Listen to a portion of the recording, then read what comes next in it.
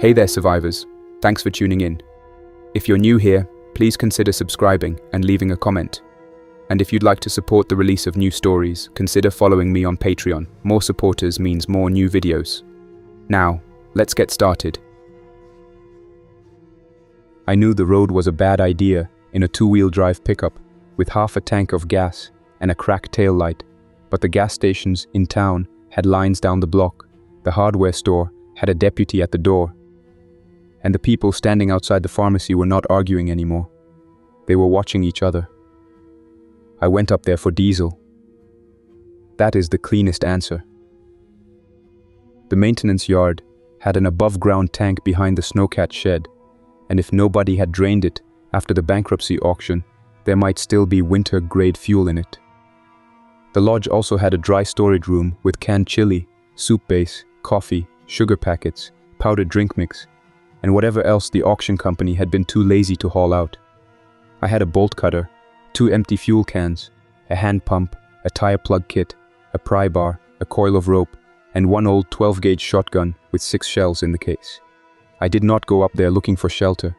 I had a rented duplex below the foothills, a locked pantry, and a neighbor who owned more hand tools than sense. I meant to take supplies, get down before dark, and keep my head low while the county decided what the sickness was. The radio in my truck still picked up the local emergency channel for the first mile after the highway. The signal came in broken, but I caught enough. Stay home. Avoid contact with symptomatic individuals. Do not transport injured persons unless instructed by emergency services. County medical resources were overwhelmed. A shelter was being opened at the high school gym.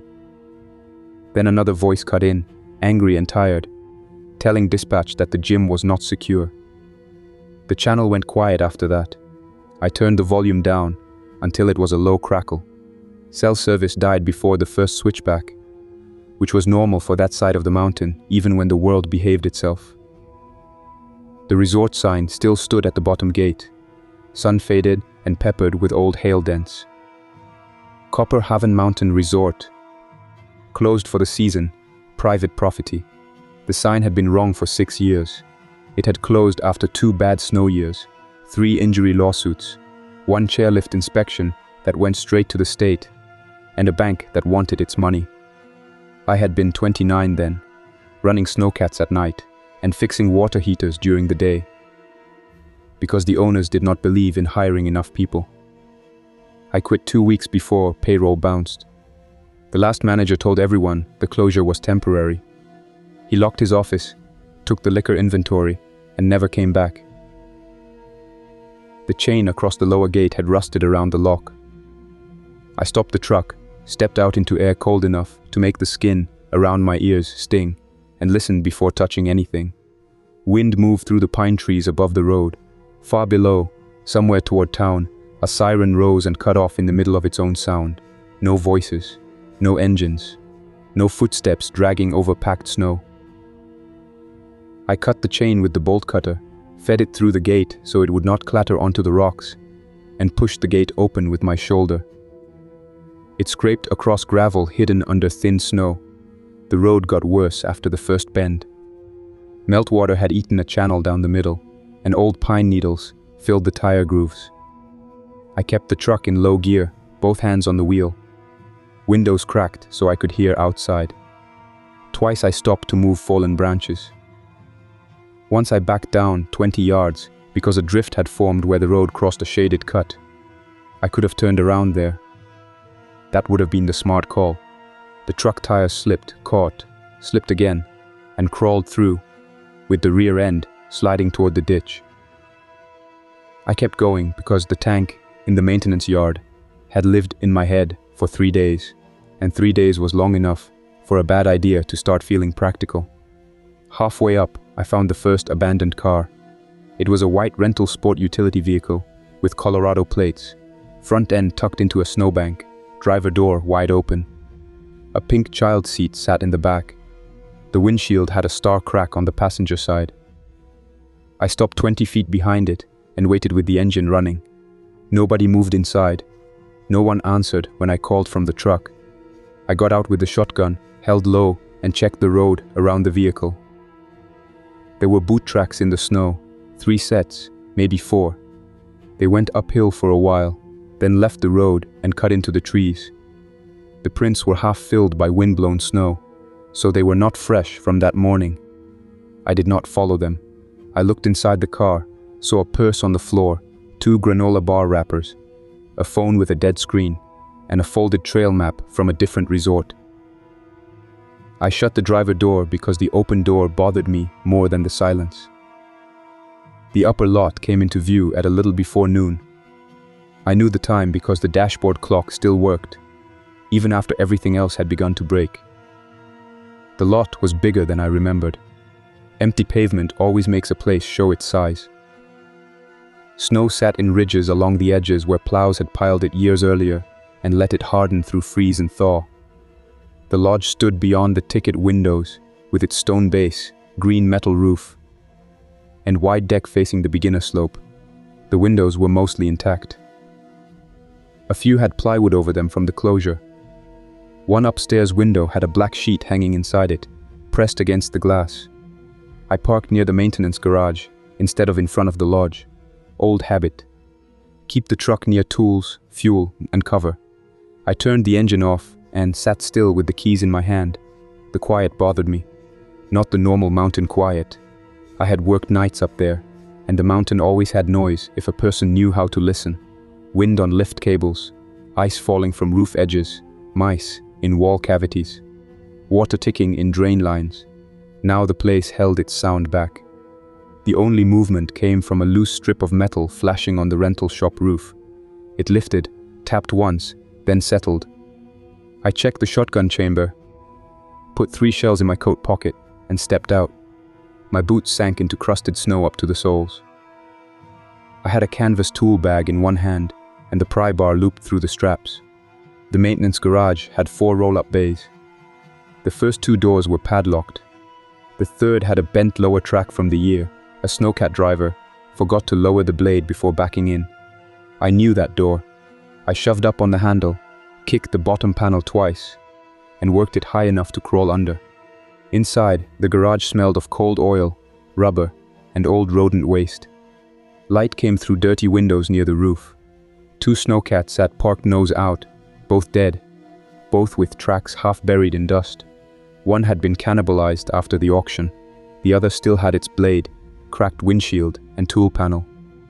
The battery was gone, so was the radio.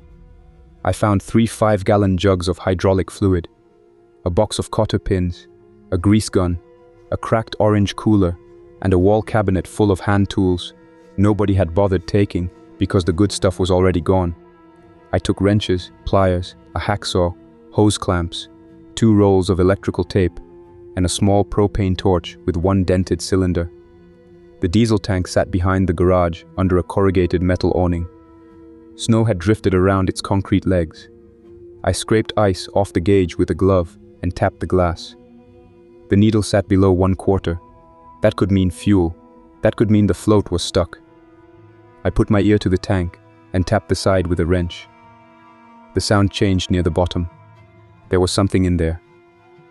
I let myself smile for 1 second, then stopped because I saw footprints. They crossed from the lodge side, came around the back of the garage, and ended at the tank valve. 1 set. Adult boots. Recent enough that the edges were still sharp where the snow had crusted. Whoever made them had not come from the lower road. He or she had moved from inside the resort. The prints went back toward the lodge, through the gap between the rental shop and the old ski school building.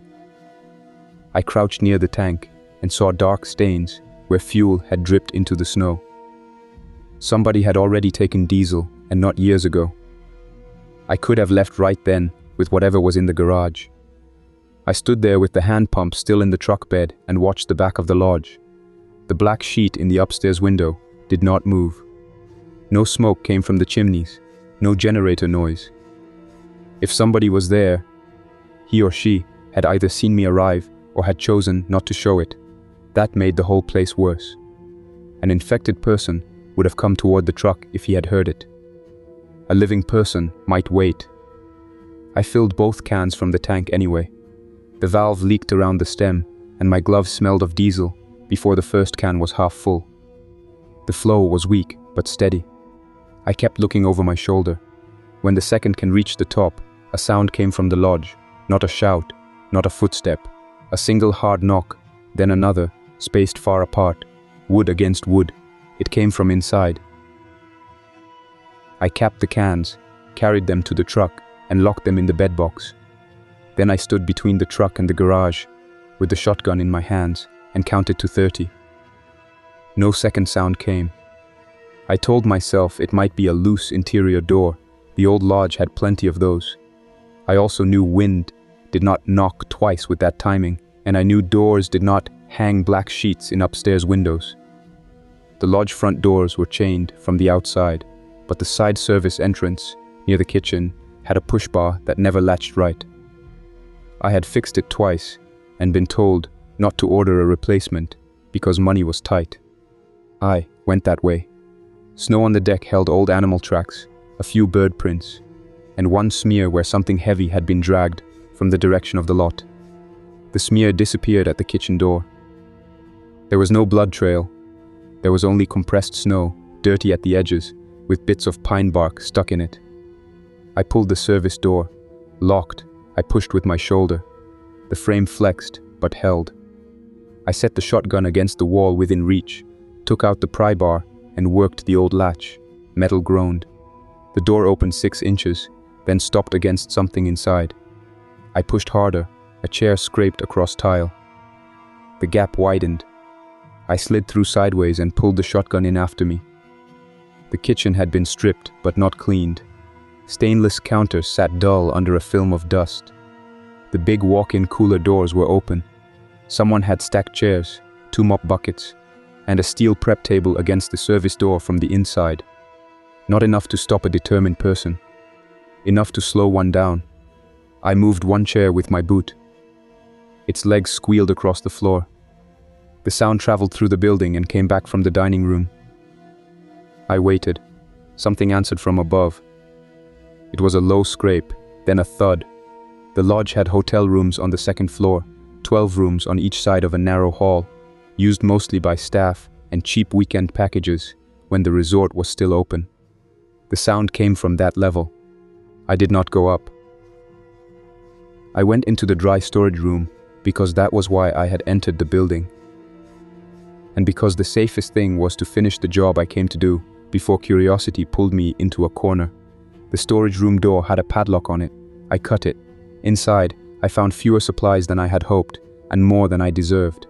2 cases of canned tomatoes, 1 case of kidney beans, a torn sack of rice with mouse damage, powdered soup base in plastic tubs, restaurant-sized cans of peaches, corn and green beans, a box of salt packets, another box of cheap tea bags, a water jug dispenser without jugs, no coffee. The coffee had been taken.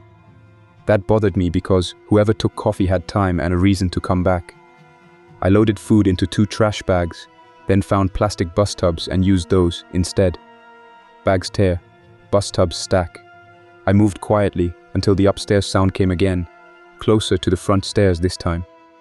A dragging step, a pause, another drag. I shut off my flashlight and looked through the wire rack toward the dining room. Light from the big windows made pale blocks on the floor. A figure crossed one of them near the fireplace. He was wearing an old Copper Haven parka, the blue staff issue with yellow piping. His head hung forward. One arm dangled wrong.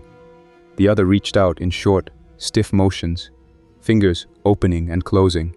Cold had slowed him. The lodge had no heat, but sunlight through the glass kept that front room warmer than outside. He moved better in that warmth. He stopped near the bar and turned his face toward the kitchen. I had not made a loud sound. He still knew something had changed. I stayed behind the rack. The shotgun was in my hands. The man took 3 uneven steps, stopped again, and bumped into a chair. The chair slid. He did not react to pain or surprise. He pushed forward until the chair tipped. The crash filled the dining room. A second answering thud came from upstairs. Then another. I backed out of the storage room with 1 bus tub against my hip. Food cans clinked. The infected man turned toward the sound. I set the tub down before I dropped it, raised the shotgun, and tried to make myself aim at a person who had once worn the same parka I had worn. His face was grey in the window light. His mouth moved without words.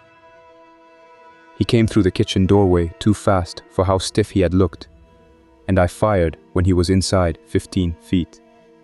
The blast hammered through the kitchen. He fell backward against the tile and did not rise. The second infected came from the stairs before I could move. A woman in ski pants and a hotel sweatshirt, 1 foot bare, 1 foot in a boot. She hit the bottom stair rail with her shoulder, bounced off, and kept coming. I did not fire again in the kitchen. The sound would carry across the entire mountain. I grabbed the prep table, shoved it hard, and pinned her against the doorframe for 2 seconds. She snapped her teeth and pushed. The table slid back at me. I abandoned the food tub, ran through the service entrance, and pulled the door closed behind me. She hit it from inside before I got the latch hooked with a loose piece of wire. The shot kept ringing around the resort. It came back from the lift towers and the hotel wing. I stood outside with cold air on my face and knew I had made the first big mistake. Not entering the lodge, not firing. The mistake was thinking the place was still mine because I knew the layout. The place had changed owners. Not on paper. In fact, I carried 1 bus tub and half the dry goods to the truck. I did not go back for the second tub. The woman hit the service door 4 times while I loaded, then stopped. That did not mean she had left. It meant she had found something else to push against, or had lost interest. I put the food in the cab, not the bed, because cans freeze slower inside a cab if a person sleeps near them. That thought told me I was already planning badly. I did not intend to sleep there. Then I saw the smoke.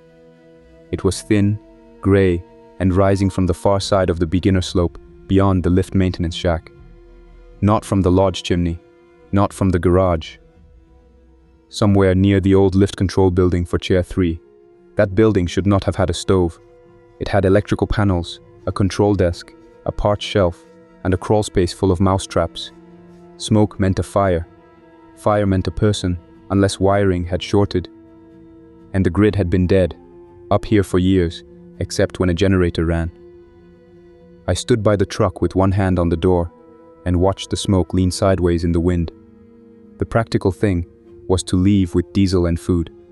The road down was open enough, and daylight remained. But the footprints at the tank, the black sheet in the lodge window, the coffee missing from storage, and smoke near chair. 3 lined up in my head. Somebody was here. Somebody had diesel, heat, maybe more supplies.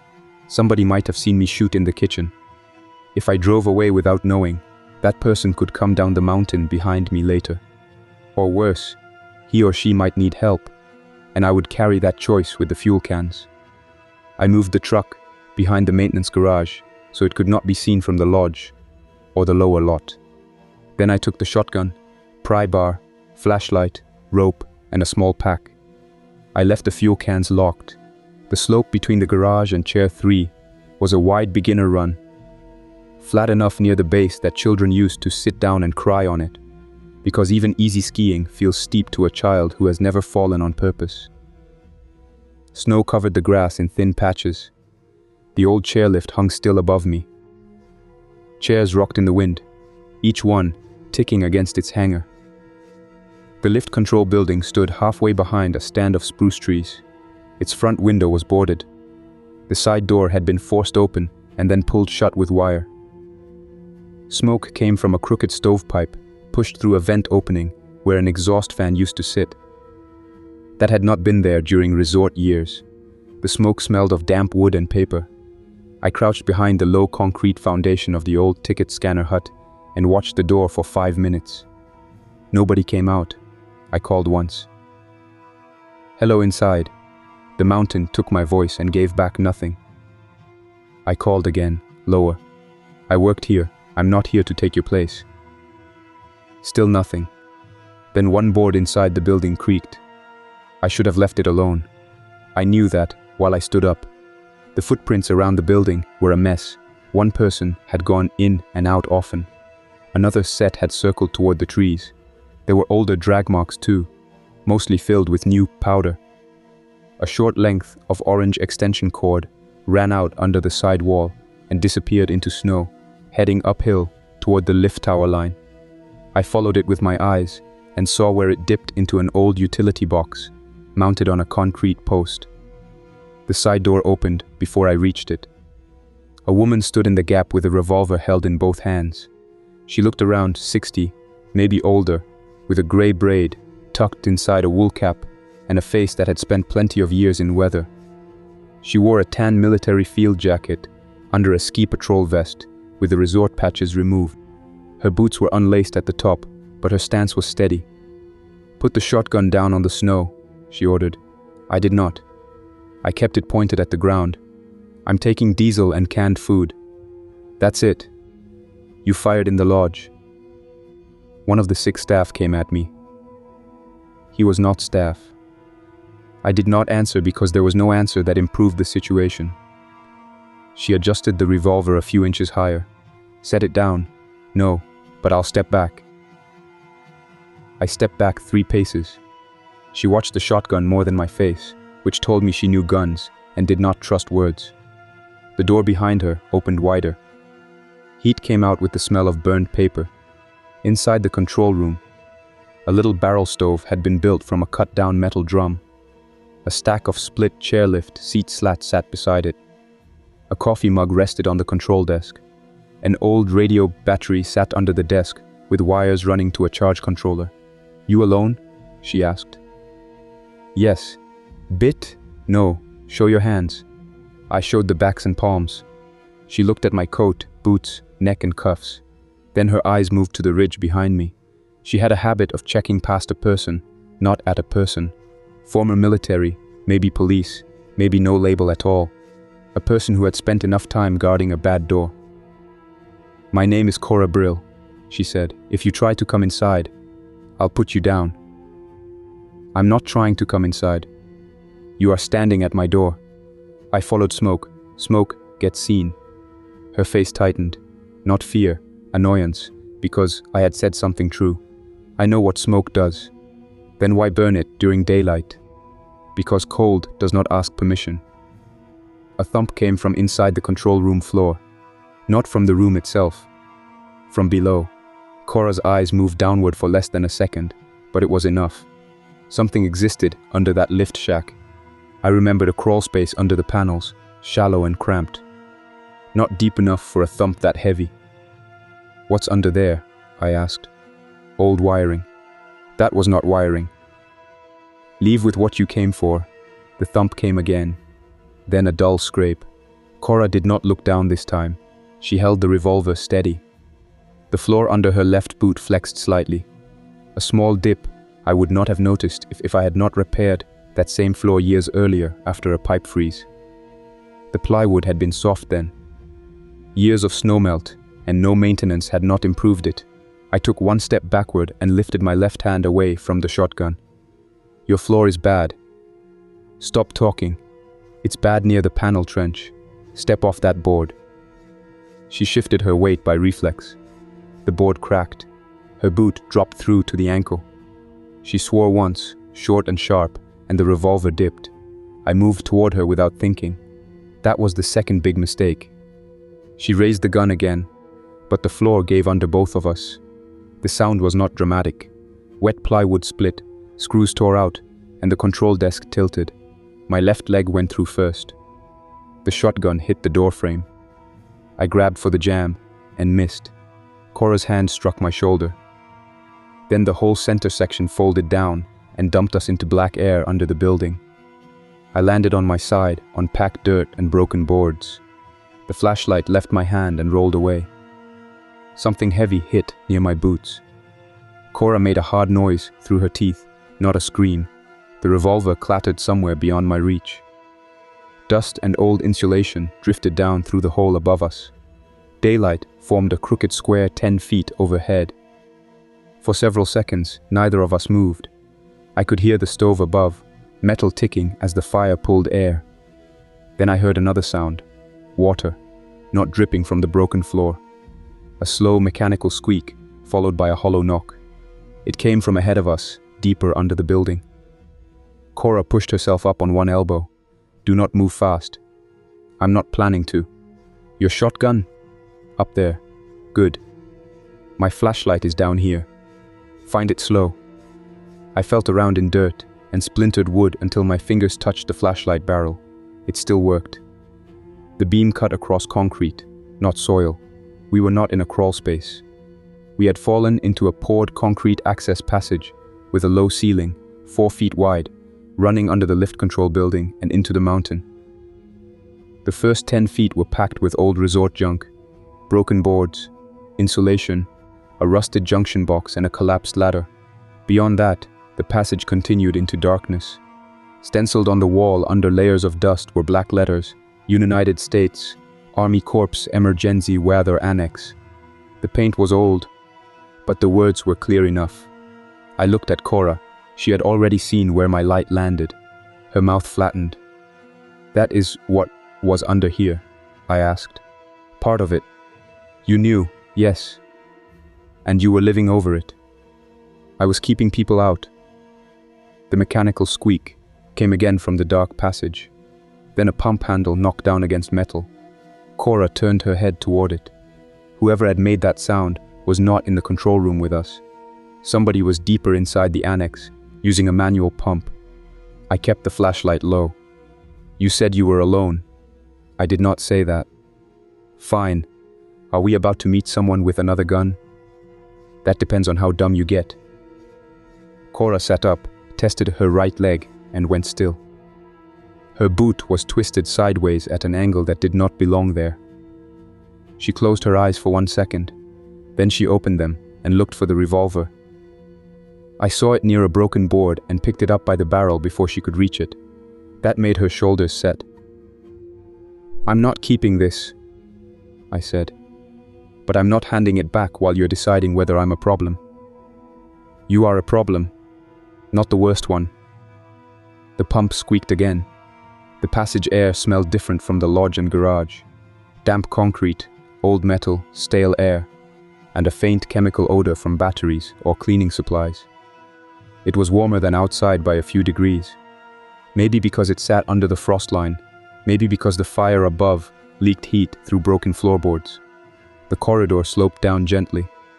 Along the left wall, metal conduit ran into darkness. Along the right, a narrow drainage channel held a ribbon of ice. Kora pressed her back to the wall and tried to stand. She failed the first time. I stepped toward her. She pointed at me with 2 fingers. Do not touch my leg. I can help you stand. I can stand. She did on the second try, using the wall and a broken joist. Pain changed her face without making her careless. She held one hand out for the revolver. I kept it. You have a name, she asked. Ray Mallon. You still work here, Ray Mallon? No, I came for diesel. Everybody comes for something. Who is at the pump? She did not answer. The answer came by voice, thin and male, from down the corridor. Kora? Kora shut her eyes again, not long, and turned toward the voice. Stay back, Wit. A man appeared at the edge of the flashlight beam. He wore a ski patrol helmet, with no chin strap, a green parka 2 sizes too large, and wool socks pulled over his hands. He held a metal pipe, but not well. He was maybe 25, pale, with a patchy beard and a bandage around one wrist. His eyes went to me, to Kora, to the revolver in my hand. Who is that? Trouble, Kora said. I fell through your floor, I told him. Wit looked up at the hole. That floor was not supposed to take 2 people. No kidding. Kora gave him a look sharp enough to shut him up. Get the ladder from the first bay. It's blocked.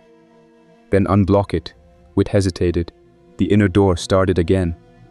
Kora stopped leaning against the wall. When? After the shot. The corridor changed after he said that. Not the air. The meaning of the air. I heard it then, faint and distant, from farther inside the concrete annex. A slow impact. Metal flexing. A pause. Another impact. Something was hitting a door from the other side. I lifted the flashlight beam down the corridor. It reached a closed blast door set into a wider concrete junction, about 40 feet away. The door had a wheel handle in the center, and a smaller rectangular service hatch welded over with newer steel. A chain ran from the wheel to a wall bracket and held it tight. Beside it, a handwritten paper had been taped to the wall. The paper was new enough that the tape still held. I could not read it from where I stood. "What is behind that door?" I asked. Kora answered before Wit could. "Nothing you need." The door took another hit from inside. "That does not sound empty. It is handled." "Handled means it stays handled," I said. "That door is making noise." Kora reached for the wall and began limping toward the blast door. Wit moved to help her. She pushed his hand away, but less hard than she had pushed mine. I followed far enough back to keep distance. The revolver felt wrong in my hand. I wanted the shotgun. I wanted my truck. I wanted the road down clear and the county emergency channel saying anything useful. Instead, I was under an abandoned ski resort with an old military annex that somebody had lied about for decades. The paper taped near the door was a list in black marker. Pump schedule, water first, no stove below.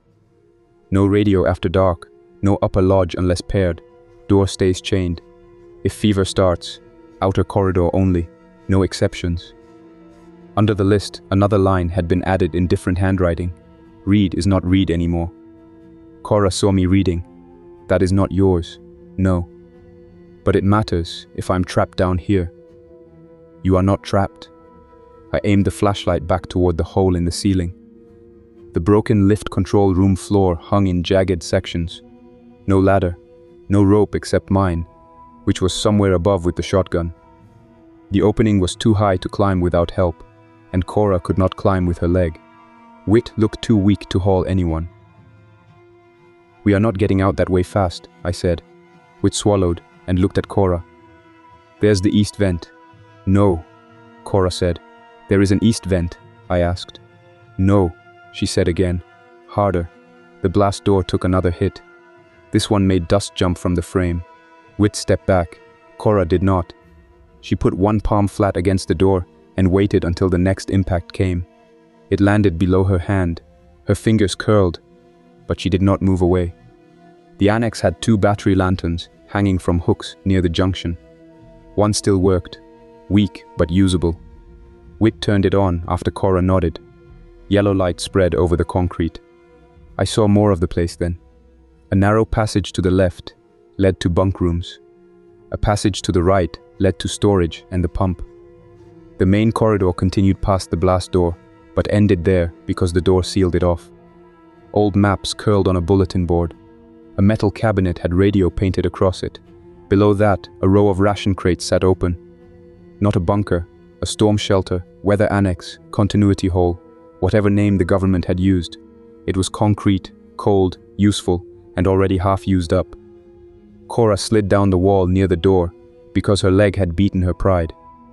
Wit crouched beside her with a first aid tin. She let him cut the bootlace. The ankle had already begun swelling. I set the revolver on the floor 6 feet from her, closer to me than to her, and raised both hands before she could bark at me. "We need a ladder," I said. "I have rope above. I have food in my truck. Diesel too. If you help me get out, I can help patch that floor and move supplies." Kora gave a humorless sound. "And then you drive away." That was my plan before I found the army under chair 3. Wit looked up. "You have food?" "Some." Kora glared at him. "Do not beg." "I am not begging. I am asking because we have 6 cans left on this side." The blast door went quiet. Not safer. Quiet. Kora leaned her head against the concrete. "The inner store has more. The radio battery bank too. Medical crate. Blankets. The old exit tunnel." She looked at me, measuring what she had already revealed. "And the problem?" "Reed," I said. Wit looked away. Kora's voice stayed flat. "Reed Brill. My nephew. Fever started 2 nights ago. He hid it because he did not want to be put out. He opened the inner section for blankets. He was bitten before he ever came up here. He lied. 2 more went in after him. 1 came back bleeding. I chained the door. 2 more who? Carrot taker from the lower condos and his wife. They came up when the town clinic shut down. They knew me from before. The man in the lodge, His name was Orrin Pike. He was not staff. He helped me board windows. The name landed and stayed. I saw the blue Copper Haven parka on the kitchen tile. I had told myself he was an old staffer because it made the shot easier. He had been a man helping board windows. He had been sick or already gone when I found him. The result did not change. The weight did. "I'm sorry," I said. Kora did not accept it. She did not reject it either. "His wife is the one at the service door, hotel sweatshirt. One boot." Kora nodded once. "Della." Whit wrapped Kora's ankle with a strip of elastic bandage and 2 pieces of flat metal from a broken shelf bracket. His hands worked carefully, not a medic, but trained by repetition. The pump squeaked again in the storage corridor, though nobody was touching it. I swung the light that way. Whit noticed.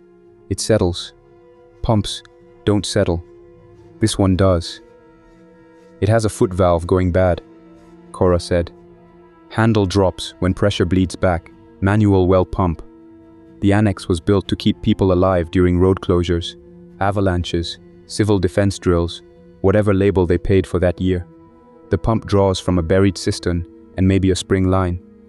We do not waste it. How many people are here? 2 now, she said. Now. Do not count the door. I looked at Whit. He looked at the floor. A radio crackle came from the cabinet before I could ask more. All 3 of us froze. It was not the truck radio. Not my portable, because that was in the pack above. The sound came from behind the radio cabinet door, a thin burst of static, then a voice broken into pieces. "County Road, West Lot, anyone receiving. Do not go to the school. Repeat. School gym compromised." Whit scrambled to the cabinet and opened it. Inside were 2 old field radios, a civilian base unit, coils of cable, paper logs, and a battery meter with a needle barely above the red. He turned a knob slowly. The voice came again, weaker. "Need fuel. Children in the bus, infected near culvert. If anyone on mountain frequency, respond." Kora slapped the floor with her palm. "Do not transmit." Whit's hand stopped above the microphone. They said children. They all say children. When they need a door opened. You don't know that. I know smoke can be seen. I know a shotgun can be heard. I know tracks can be followed. I know every person who comes up that road costs water. The radio hissed. I moved closer. "Where is that coming from?" "Below," Kora said. "Somewhere near the county road. Maybe the old shuttle stop. Maybe the lower condos. How far?" 4 miles by road. Less through the trees if a person hates his knees. The voice returned, clearer for a few seconds. 3 adults. 1 child, not bitten, looking for shelter from wind. Anyone at Copperhaven. We saw smoke. Nobody spoke. That last part made the room smaller. Kora looked at me. That is what smoke does. I did not throw her words back. She knew. The radio cut to static. Whit stood with the microphone still under his hand. His wrist bandage had a brown stain near the edge. I looked at it too long. He noticed and pulled his sleeve down. "Cut on sheet metal," he said. "Wasn't asking." "Yes, you were." Kora watched both of us. "Whit is clean. When did he cut it?" "Yesterday," she said. I asked him. We took 1 step away from the cabinet. "Yesterday morning. Upper vent screen. I was pulling ice off it. No bite." I believed him because the stain was small, and because he showed it after another second, jaw tight, making himself do it. A shallow slice across the wrist. Angry, but not swollen. If infection worked through blood and saliva, and nobody knew for sure, yet any wound was a question. The county announcements had not said enough. The people below said, "Not bitten," because bites had become the line everybody understood first. That did not mean it was the only line. Kora saw my face. "You want certainty? There is none." That was the first honest thing she gave me. We spent the next 20 minutes getting out. Whit brought an aluminum ladder from a side bay after moving 3 crates and a coil of old cable. It was too short by itself, so we set it on a metal storage trunk and tied the feet with wire through wall anchors. I climbed first because I was least damaged and because Kora, wanted her revolver back before I left the hole. I gave it to Wit instead. Kora hated that. Wit looked more afraid of holding it than losing it. At the top, the lift control room looked worse than before. Half the floor had dropped. The barrel stove leaned at an angle, embers still alive inside. I shut the stove damper, then used a shovel to pull burning slats into a metal ash bucket. Smoke spilled out and climbed through the vent pipe. Outside, daylight had shifted toward afternoon. I found my shotgun under the broken door frame, checked the barrel for mud, and tied my rope to the control desk frame. The desk was bolted to the wall and still solid. That surprised me more than it should have. I lowered my pack, rope, and shotgun sling down, then anchored the rope for Kora. Getting her out was ugly. She refused to be hauled until her leg gave on the ladder and she nearly fell backward. After that, she shut her mouth, wrapped both hands around the rope, and let Wit and me take part of her weight from above and below. When she reached the control room floor, she sat against the wall and went gray around the lips. She did not make a sound except to tell Wit to stop hovering. We did not stay in the lift shack. The smoke had already done damage. Anyone below who had seen it could use the lift line or service road to find the source. I wanted to get my truck, fuel, and food down the mountain. Kora wanted to seal the annex and wait. Wit wanted to answer the radio. None of those plans fit together, and the day was losing light. From the doorway of the control building, I could see the lodge, rental shop, maintenance garage, and the top of the service road. The resort looked empty again. That did not mean it was. The woman in the lodge had stopped hitting the door. The black sheet upstairs still hung against the window.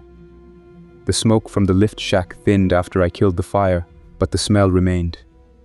Tracks around the building led straight to our feet.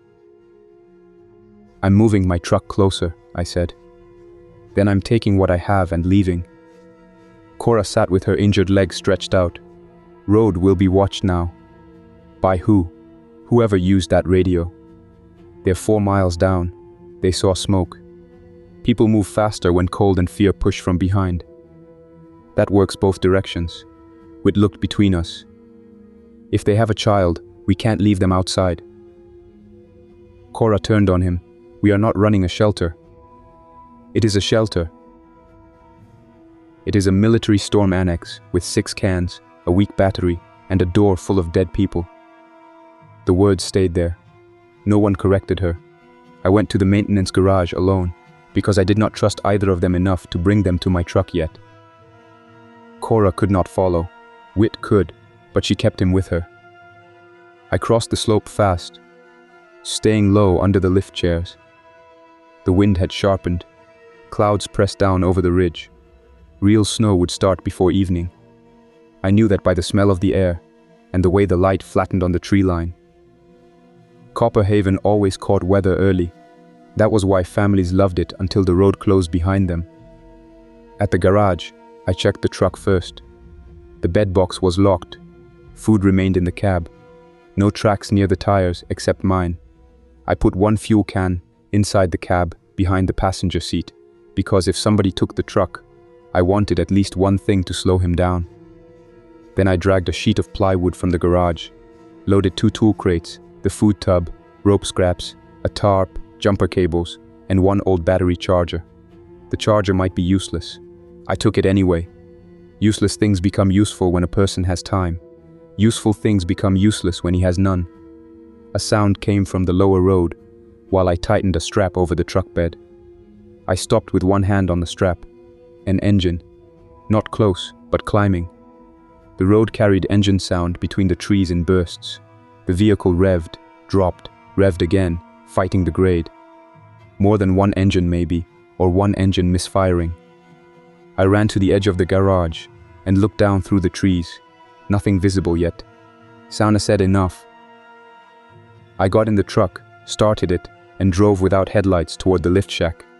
The truck bounced over frozen ruts, food cans knocking in the cab. Wit came out when he heard me. Kora was standing, using a ski pole as a cane, face set hard.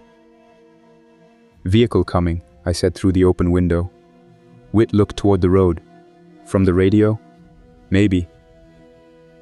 Kora grabbed the doorframe of the truck and leaned in. Pull behind the rental shop. Not the lodge. If they reach the lot, let them see empty buildings. I'm leaving. Then leave fast. The engine sound below rose again, then stopped.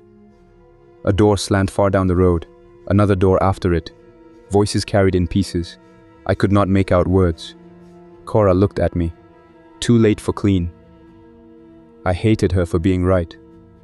I backed the truck behind the rental shop, nose pointed toward the service lane that ran past the snowcat shed and out to an old employee parking cutout. It was not a real exit. It connected to a narrow maintenance trail that eventually met the road below the first switchback. In summer, a pickup could make it with care. In snow, with abandoned branches and 6 years of washouts, it was a gamble. I set the parking brake and left the engine off, which helped me carry supplies to the lift control room. Kora watched the lower lot through binoculars, from a crack between boards. The first people appeared after 10 minutes. 3 adults and 1 child, exactly as the radio voice had said. They came up on foot, not by vehicle. Their engine must have died below the lot. The first man carried a rifle across his chest. The second wore a red ski jacket and pulled a plastic sled piled with bags.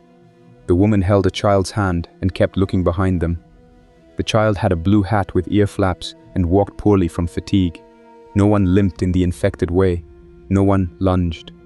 They looked alive, cold and desperate. Whit whispered, "We have to help." Kora did not lower the binoculars. "We have to know." The man with the rifle stopped near the ticket windows and called toward the lodge. "Hello? We heard a shot. We saw smoke. We need help." His voice broke on the last word. Not from tears, from cold and shouting. The second man left the sled and checked the lodge doors. He pulled on the chain, then moved toward the service entrance. I thought of Della on the other side. I almost shouted. Kora gripped my sleeve before I did. The service door jumped outward when he touched it. Della hit from inside with both hands, or her full weight. The man fell backward onto the deck. The woman snatched the child behind her. The rifle came up. Della hit the door again, and the wire I had hooked outside began to twist loose. "Do something," Whit said. Kora's eyes did not move from the group. "Watch." The rifleman fired once through the service door window. Glass fell. Della kept pressing through the broken opening. Caught at the shoulders by the frame and the barricade behind her, the shot echoed across the mountain. Somewhere inside the lodge, more things answered. Thuds from above. A crash from the dining room. The second man scrambled away from the door and grabbed the sled rope. The woman yelled, "Trent, move!" Now we had one name. Trent was the rifleman. He fired again, then realized the shots were not solving the door. He backed down the deck steps, face turned toward every window at once. The child began crying. The sound was small, but in that empty resort it reached us. Whit stood. Kora grabbed his coat and pulled him down with more strength than I thought she had left. "No, we can't sit here. If we show ourselves wrong, we lose everything. They have a kid. They also have a rifle." I watched the group retreat from the lodge toward the ticket windows. The rifleman looked up at the lift line.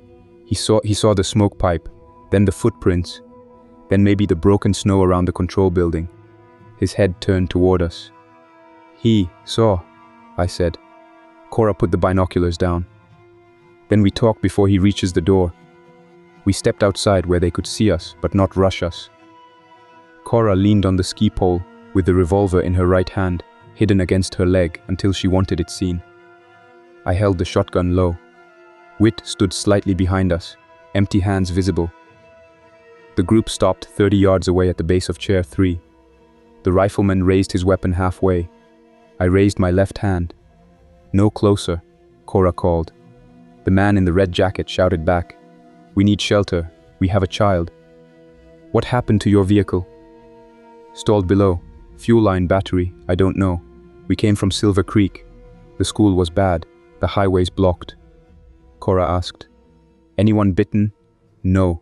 "Anyone sick?" "No." The woman answered that too quickly. Kora heard it. So did I. The child coughed into a mitten. The woman pulled the child closer.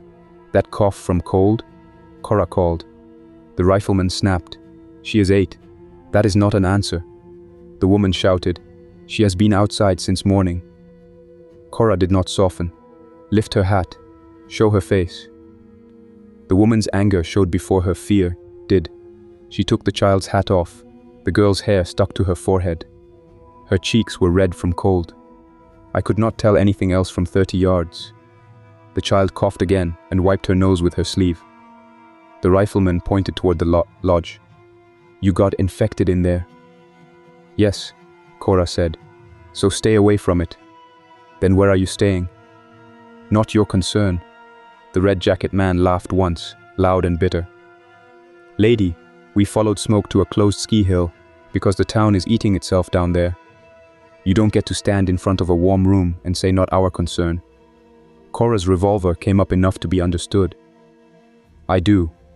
Wit stepped forward despite her. There is space in the lift shack, not much. We can give you water. We need to check everyone first. Kora's jaw tightened. I saw the argument coming and hated that it came in front of strangers. The rifleman saw it too. His eyes moved from Kora to Wit to me. He knew we were not one unit. That gave him room. My name is Trent Bauer, he called. This is Lacey, her daughter Hollis, and Ross. We don't want trouble. We need 4 walls until the snow passes. Kora answered. 4 walls cost food. Ross, the man in the red jacket, shouted. We have food, then show it. He pointed at the sled. You think we dragged pillows? Kora looked at me. Check the sled. Why me? You want to be useful. I walked halfway down with the shotgun held across my chest. Trent kept his rifle pointed at the ground, but his finger stayed too close to the trigger. Ross stood away from the sled with both hands out, making a show of cooperation. Lacey watched me with the flat, exhausted anger of a parent deciding whether a stranger was worth begging or fighting. Hollis leaned into her side and coughed again. The sled held 2 backpacks, a plastic tote with cracked corners, a bundle of blankets, 3 cans of soup, a bag of rice, 2 water bottles half frozen, a road flare, and a small hatchet. No hidden person, no obvious stolen weapon, besides the rifle and hatchet. I found a pharmacy bag with children's fever medicine, empty except for a sticky cap. She had fever, I asked. Lacey pulled Hollis back another inch. Before all this, ear infection. We were supposed to pick up antibiotics yesterday. Clinic closed. Any bites? No. Show wrists and ankles. Ross swore under his breath. Trent told him to shut up. They showed skin. Red cold marks, old bruises, no crescent wounds. Lacey showed Hollis's arms and neck while staring at me with open hate. I did not blame her. If someone had asked me to strip a sick child's sleeves in freezing wind, I would have hated him too. I waved to Kora. No bites I can see. Kora called. Mouths. Ross barked. You want to count teeth too? Kora did not blink. Open mouths. Show no blood. The group almost broke there. Trent lowered his rifle, raised it again, then lowered it. Lacey cursed Kora with one clean word that the wind carried. Then she opened her own mouth, made Ross do it, made Trent do it, then lifted Hollis's chin. No blood, no foam, no answer beyond that. Kora allowed them to approach the control building, but not enter the annex. She gave them the upper lift shack after we cleared the broken floor edge with plywood. That meant the barrel stove could be relit, but only with the door open for draft, and with somebody watching sparks. Kora hated the smoke. The group hated the cold more. We compromised badly, which is how most real compromises work. The stove burned low. Smoke thinned, but did not vanish. By late afternoon, snow began in hard grains that blew under the lift shack door. 7 living people stood around a broken floor and pretended rules could make the room safe. Kora made everyone inventory supplies out loud. She had 6 cans in the outer annex, oats, tea, salt, and half a jar of instant coffee she had taken from the lodge. I had restaurant cans, beans, tomatoes, corn, peaches, rice I needed to sort, and diesel in the truck. Trent's group had 3 cans, rice, crackers, 2 half-frozen bottles, and no fuel. Water came from the manual pump below. Heat came from the barrel stove above. Power came from batteries already low. The inner section had more food, blankets, medical supplies, radio parts, and an exit, but it also had Reed and whoever had turned behind the chained door. No one said zombie at first. Trent called them fever cases. Ross used deadheads once and stopped because Hollis was listening. Kora called them the door. I used infected because it was plain and did not ask me to decide how much of a person remained. The first argument was about Hollis. Kora wanted the child kept in the upper shack until the fever question cleared. Lacey refused and held her daughter tighter. Hollis had a cough, an old ear infection, and no bite anyone could find. Kora checked mouths, wrists, ankles, and sleeves anyway. It was ugly to watch and still necessary. Lacey hated her for it. Kora accepted that without apology. Whit took me below to pump water while Trent guarded the shack. The pump stood in a concrete alcove with a metal basin and a drain. After 15 strokes, cloudy water coughed from the spout and ran clear. We filled jugs, canteens, and 1 stock pot before Kora made us stop. The cistern refilled slowly in winter. She had measured it with a string, a washer, and patience. In the storage room, I saw the full problem. Ration crates already opened, powdered potatoes, old canned meat that needed boiling, wool blankets, rusted lockers, maps in plastic sleeves. 1 map showed the storm annex, continuing past the locked inner door to an east emergency egress above the hotel wing. The only exit that did not lead back through the broken lift shack sat behind the infected. The radio cabinet crackled again. Whit hurried to it before Kora could stop him, but he did not transmit. He only adjusted the dial. A voice came through, different from before. Male, older, official in tone, but frayed at the edges. State Patrol repeater, intermittent. Highway 34 blocked east of mile marker. County shelter closed. Do not approach school property. Medical transport suspended. If receiving from mountain locations, report road status when safe. A burst of static ate the rest. Then another voice cut across, closer, angry. Copperhaven, we know you are up there. We got tracks at the gate. Send help down or open up. We have people freezing. Kora reached over and turned the volume down. Whit stared at her. There are more. There are always more. He said people freezing. He also said he found tracks at the gate. That means he is already on the road. I thought of the chain I had cut and left looped through the gate. I had not hidden it.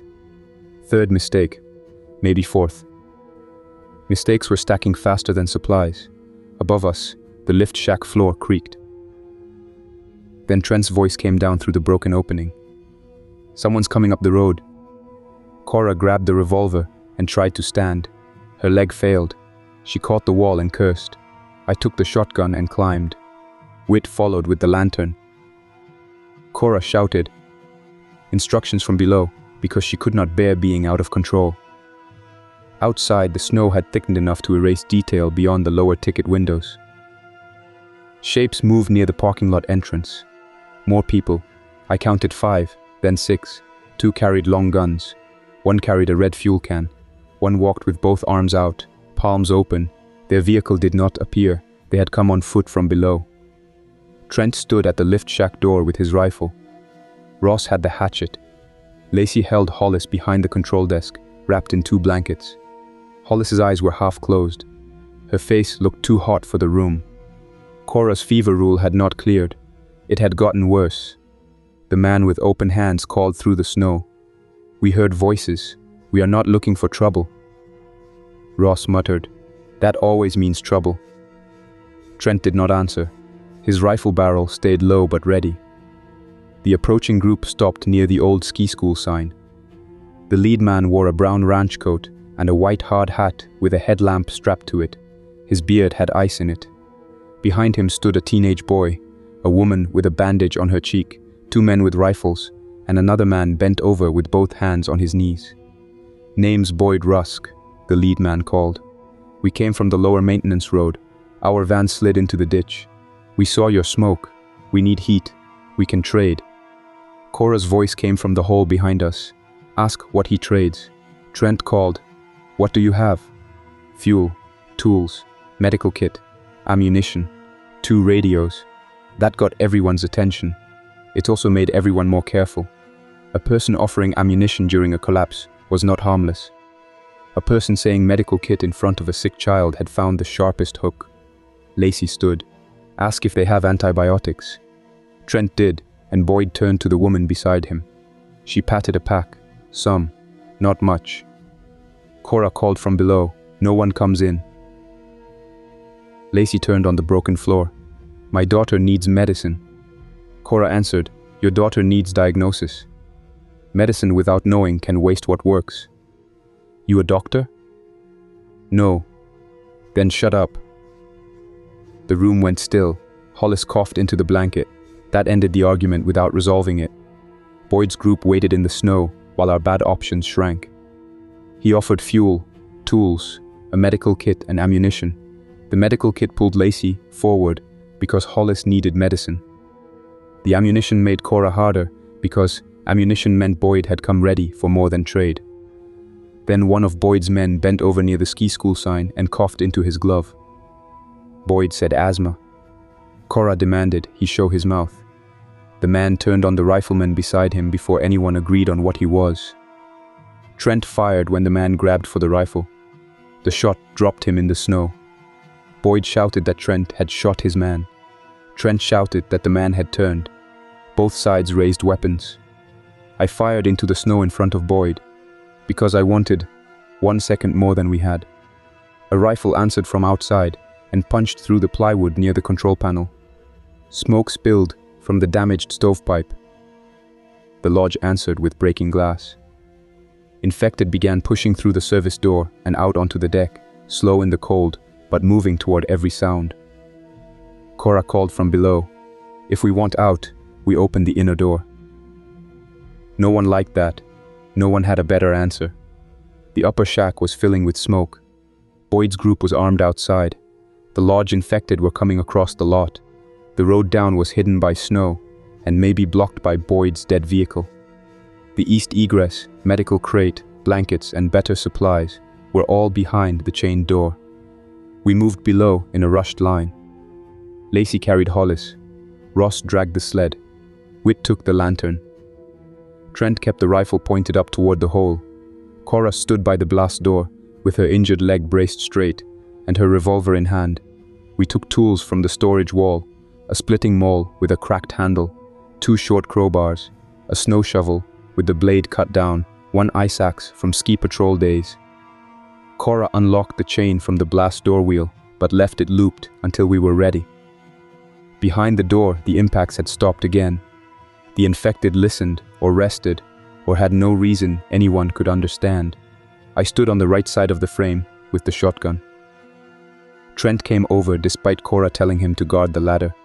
He handed his rifle to Whit and took the splitting maul. You have used that? Kora asked. I split wood. This is not wood. I know. No, you do not. Do not swing wide. Corridor will take your handle. Short strikes. Step back when it falls. If it grabs, lose the tool, not your hand. Trent nodded once. His face had emptied out. He had seen Earl turn. That had changed what he believed. Kora looked at me. You fire only if 2 come through at once. How many behind there? 3 confirmed. Confirmed? I do not know if the caretaker's wife got through the service hatch before I welded it. You welded it? With a battery stick welder and bad judgment. I looked at the rectangular service hatch welded over with messy beads. The work was ugly but held. Maybe she had been hiding the door. Maybe she had been keeping it closed against people who still had names. Both could be true. Kora put both hands on the wheel. Her injured foot shook once and stopped. When this opens, nobody speaks. From the ladder bay, Ross whispered. There above us. We heard it. Boots on the broken control room floor. Boyd's voice, muffled. Basement. I told you. Kora turned the wheel. Metal resisted. She pulled harder. I stepped in and helped. The wheel moved with a dry groan. The seal broke.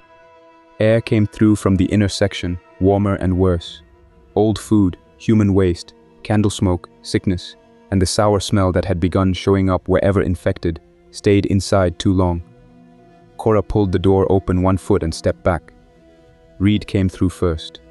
I knew it was Reed, only because Kora made a sound that held his name without saying it. He wore thermal pants, a black sweatshirt, and 1 wool sock. His hands were torn from hitting the door. He moved fast in the warmer inner corridor, not city fast, not animal fast, but faster than the ones outside in the cold. Trent hit him in the shoulder instead of the head. Reed twisted, grabbed the maul handle, and pulled. Trent let go, because Kora had told him to. I fired once. Reed dropped against the doorframe and blocked half the opening. The shotgun blast in the concrete corridor was a brutal mistake. It deafened us for several seconds. The sound went down the passage, up the ladder bay, and into the resort. Boyd's people shouted above. The infected in the inner section answered. 2 shapes pressed against Reed's body from behind. Kora shoved me aside with 1 hand and fired the revolver twice, close and controlled. 1 infected fell backward. The other forced through low, crawling over Reed. It had been the caretaker, maybe, or one of Kora's arrivals. I could not tell. Whit appeared beside me with the cut-down shovel and drove the blade down hard. The infected grabbed the metal edge. Whit held on too long. I hooked my pry bar under his elbow and yanked him back before teeth closed on his sleeve. Trent recovered the maul and ended it with 1 short strike. Silence came back wrong because our ears could not process it yet. Kora stood with the revolver empty, or nearly empty. Her face had gone slack for 1 second while she looked at Reed. Then Boyd's voice came from above, louder. "Open it up down there." Ross shouted back before anyone could stop him. "Stay out." A rifle fired into the ladder bay. The round hit concrete and sprayed chips. Lacey pulled Hollis deeper into the pump alcove. Hollis was crying without much sound now, which scared me more than loud crying. Kora grabbed Reed's ankles. "Move him." Whit stared at her. "Move him now." We dragged the bodies far enough to open the blast door wider. It was ugly work, but not graphic. Weight, clothing, boots catching on threshold, Kora's injured leg threatening to fold under her. No one had room for ceremony. If the people above broke through, ceremony would not matter. The inner section lights were dead, but 2 battery lanterns still hung near the first junction. I tried one. Nothing. The second flickered after I hit the casing, then gave a weak glow. The inner corridor was wider than the outer, with bunks on one side, storage cages on the other, and a radio room beyond a second doorway. Candles had burned down on a crate. Ration wrappers lay on the floor, fresh boot tracks cut through dust. Kora had not lied about recent use. She had understated it. A metal door on the right had been forced open from our side. Inside was the medical crate. Lacey pushed past everyone when she saw the Red Cross label. Kora snapped at her to wait, but Lacey ignored her. I could not blame her. She tore open the crate and found bandages, old cold packs, iodine swabs, pain medicine, expired antibiotics, and printed instruction sheets sealed in plastic.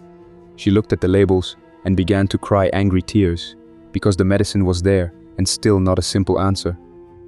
Kora took the bottle from her. "This is old. Will it hurt her? It may do nothing.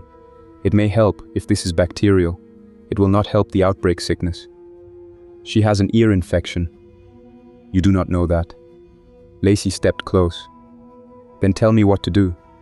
Kora did not answer right away. That mattered. She read the label, checked the seal, checked Hollis's face, then handed the bottle back. "Dose by weight. Do not double it. Water first. Food after. Keep her warm, not hot." Lacey nodded hard and took the bottle. Kora had not become kind. She had become useful. There is a difference, and in that moment it was enough.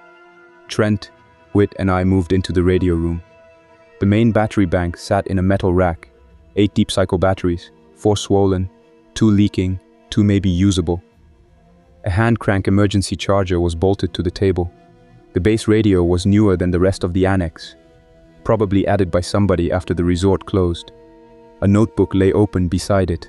The most recent entries were Kora's handwriting, gate cut today, Nanjuno pickup, shot fired lodge, smoke seen, radio below, door active.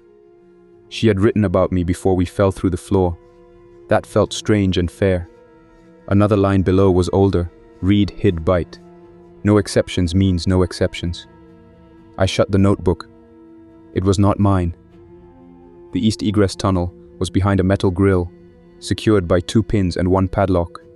Kora had the key on a cord under her shirt, and she held it for a second longer than needed. She did not want to use that exit. The map showed it opening above the hotel wing, near avalanche fencing and a narrow service trail. It was not a rescue route. It was a crawl through cold metal to a vent that might be buried, watched, frozen shut, or blocked by snow. It was also the only direction not already full of gunfire. From the outer corridor, Ross yelled, "They're coming down!" Boyd's people had dropped into the ladder bay. The trunks slowed them, but not enough. Trent ran back with the rifle. I followed, leaving Kora at the egress grill with Whit. Smoke from above drifted down through the broken lift shack floor. A boot appeared on the ladder, then another. Trent aimed up. "Do not come down," he shouted. Boyd answered from above. "You have supplies. We have people outside. You fired at us. You shot Earl." Earl turned. A younger voice screamed. He was alive. That was the problem. Earl had been alive. He had also been changing into something that would reach for the nearest warm body. Both statements stood in the same corridor and refused to cancel each other. Above us, the lodge answered with breaking glass. The infected inside had been pulled by gunshots, voices, smoke, and movement. Cold slowed them in the open, but the lodge had held enough warmth to keep them moving. Kora shouted from the inner section, "Egress now. Food, water, medical crate, maps. Leave the rest." No one liked the order. Everyone obeyed it because the building above us had started to fail in human ways, not structural ones. Too many feet on rotten plywood. Too much smoke in a room with one bad stove. Too many armed people making decisions in panic. We moved what we could carry, cans first, water second, the medical crate third, blankets tied into bundles, ammunition from Trent's pack, Kora's maps, 1 lantern. I wanted the radio battery, but it was too heavy and half dead. Whit pulled a fuse from the radio cabinet and took the microphone cord, so nobody who found the annex could transmit cleanly without work. Kora saw him do it and nodded once. At the grill, Kora unlocked the padlock and pulled both pins. The metal stuck until I used the pry bar. Cold air came through hard enough to move dust on the floor. The tunnel beyond was narrow, lined with corrugated metal, with ice along the bottom seams. Lacey tied Hollis against her chest with a blanket. The child had swallowed water and medicine, but her eyes stayed dull. Trent went first with the rifle. Whit pushed supplies. Ross carried 2 food bundles and complained, until Kora told him to save his mouth for breathing. I went last with the shotgun and the lantern tied to my pack. The tunnel punished every extra thing we had brought. Packs scraped the ribs. A can slipped from Ross's bundle and rolled behind us, clanging too loudly. No one turned for it. Halfway up, the passage narrowed where soil had pressed the metal inward. Kora's injured leg caught under her, and she stopped without asking for help. Lacey could not move past with Hollis. Trent could not turn around. I crawled forward, cut 1 strap from Kora's pack, and pushed the pack ahead of her. She said nothing. She moved. Behind us, gunfire cracked inside the lift shack. 1 shot. Then 2 close together. Then shouting. It was Boyd's fight now. Or Boyd's ending. Or another mess that would keep breathing until it found us later. I kept crawling because turning back had no plan inside it. The egress ended at a vertical shaft with a metal ladder. Snow had packed against the vent cover from outside. Whit climbed under it and pushed with his shoulder. The cover lifted an inch and fell back. He tried again. Trent climbed under him. I climbed under Trent. 3 bodies on 1 ladder was stupid, but waiting was worse. We pushed together. The cover scraped open and snow spilled down over us. Whit squeezed out first. For 5 seconds he vanished into white wind. Then his face appeared over the edge, clear, above the hotel wing. We came out one at a time. Kora had to be hauled the last 3 feet. She landed on the snow and stayed down only long enough to prove she had not broken anything new. Lacey came next, with Hollis tied to her. Ross, Trent, and I pulled the vent cover back into place. It sat crooked. It would not fool anyone searching carefully. It would slow weather and maybe keep an infected body from dropping straight in. The resort had nearly disappeared in the storm. The lift shack was hidden below the ridge, but orange flashes showed through the snow when guns fired. The lodge windows glowed faintly with reflected fire from the broken stovepipe. My truck was still behind the rental shop on the far side of the hotel wing.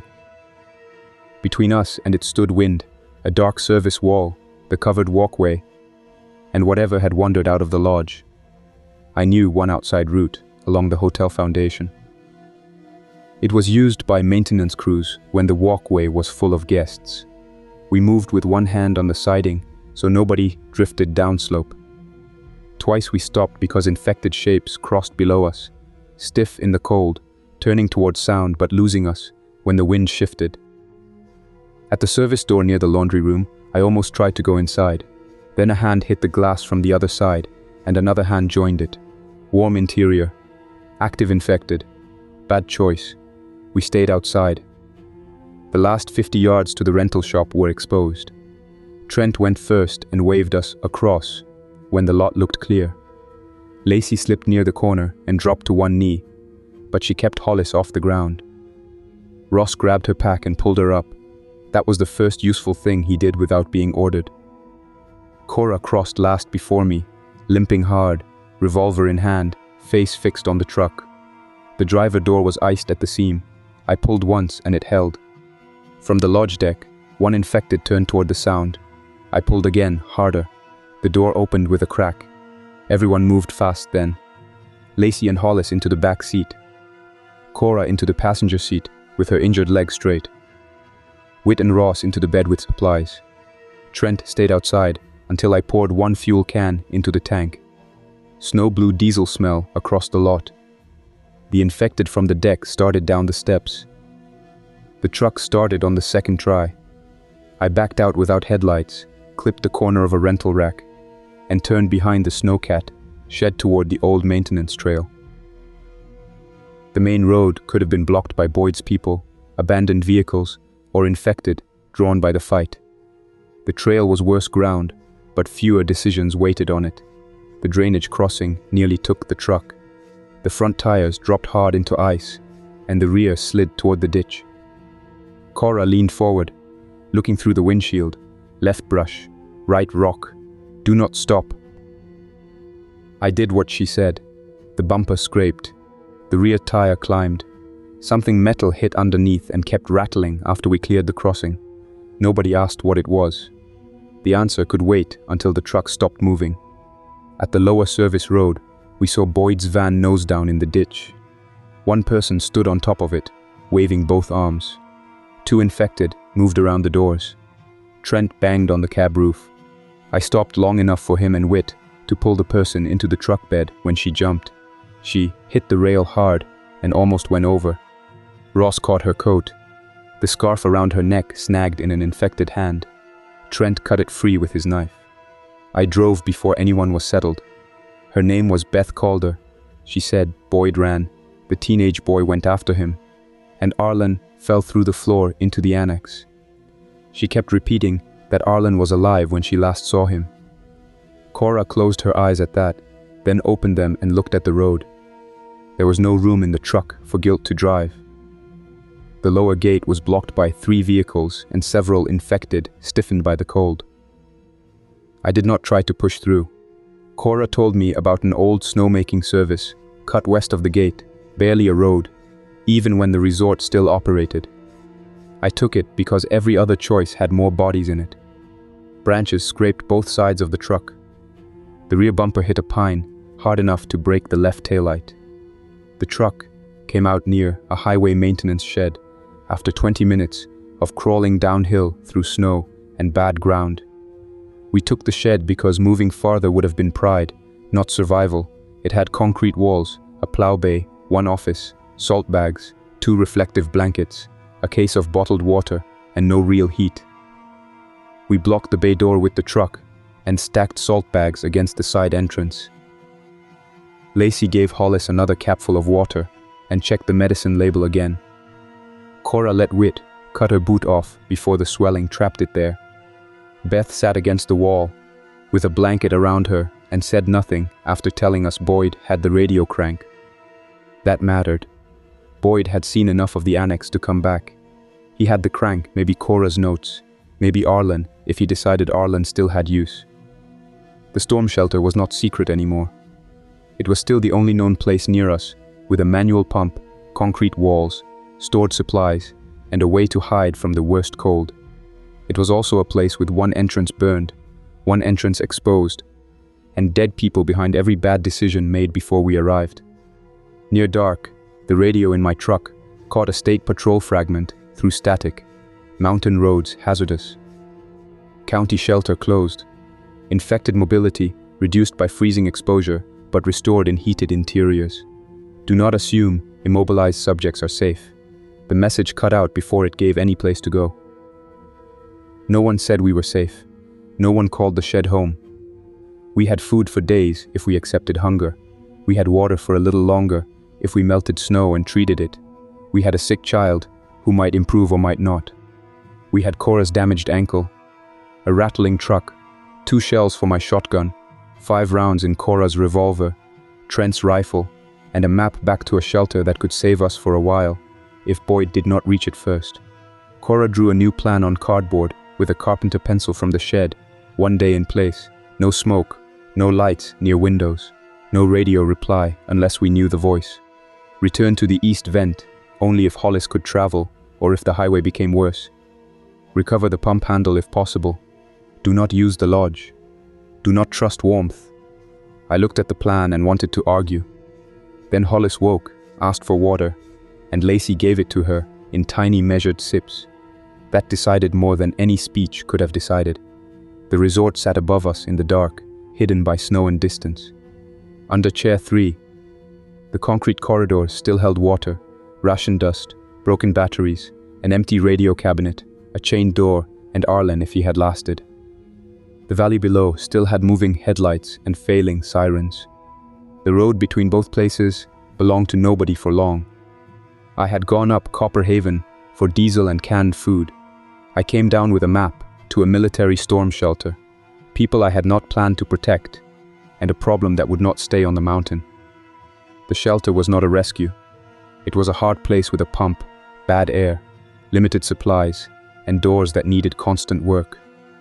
For that night, work was enough.